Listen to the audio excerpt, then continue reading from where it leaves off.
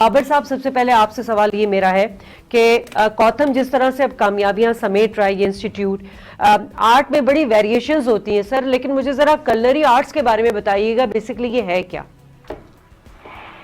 अस्सलाम वालेकुम शाज़िया, सबसे पहले तो मैं आपका शुक्रिया अदा करना चाहूँगा, आज आपने मुझे मौका दिया कि मैं आपके शो में आपके साथ शामिल हूँ। और गौतम का जो एजुकेशन और ट्रेनिंग मॉडल है उसके बारे में कुछ आपके साथ और कुछ अपने व्यूअर्स के साथ, आपके प्रोग्राम के व्यूअर्स के साथ भी शेयर कर सकूँ।